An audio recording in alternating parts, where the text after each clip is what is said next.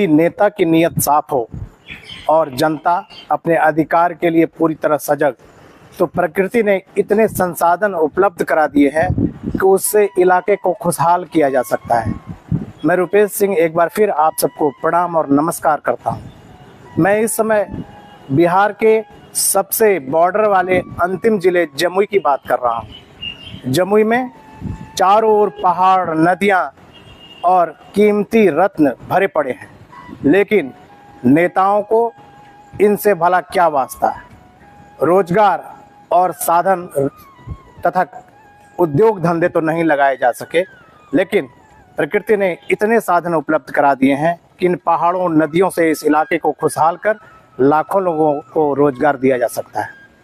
नेताओं ने इसका उपयोग भरपूर किया, उन्होंने इसका उपयोग नहीं किया ऐसी बात नहीं है।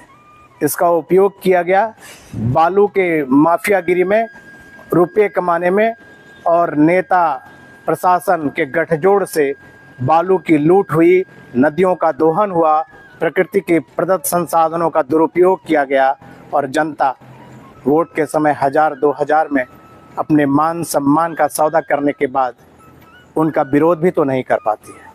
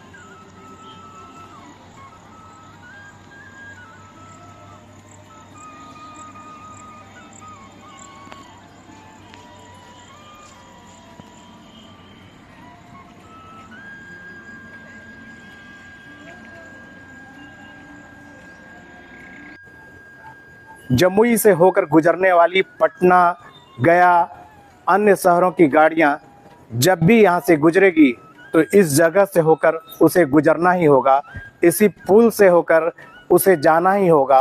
और फिर ऐसी स्थिति में इस इलाके को यदि समृद्ध करके खुशहाल, सुंदर बना दिया जाए तो आय के साथ साथ रोजगार के साधन भी उपलब्ध हो जाएंगे।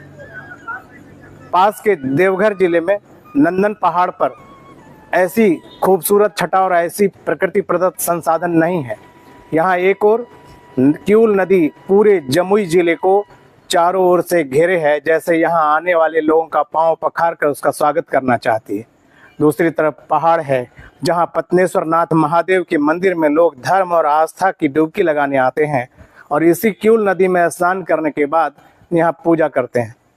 अगर इस इलाके को डेवलप कर दिया जाए तो यहाँ से पर्यटन की अपार संभावनाएं हैं। पत्नेश्वर नाथ सेवा समिति में कुछ लोगों ने जुड़कर इस स्थान को सुंदर बनाने की कवायद शुरू की थी। तब यहाँ पत्नेश्वर नाथ महादेव में पूजा करने आए मुंबई के फिल्म सिटी में काम करने वाले एक डिजाइनर ने, जिनका नाम गगन जी था, उन्होंने यह निर्णय लिया कि वो इस जगह को 3D में एक सुंदर सजाने का रूपरेखा तय करेंगे। और उन्होंने मुंबई जाकर वहाँ से 3D रूपरेखा जो बनाई, उसे देखकर आपका मन गदगद हो जाएगा। नदी के बीच में एक बड़ा सा शिव जी की मूर्ति, चारों ओर पहाड़ में योग के पिरामिड नुमा योग केंद्र, और काफ़ी कुछ उसमें उन्होंने सपना देखा, कल्पना देखा। आप उस वीडियो को देखकर उसमें उसके सुंदरता, उसकी खूबसूरती और उसके आनंद में गोते लगाने लगेंगे।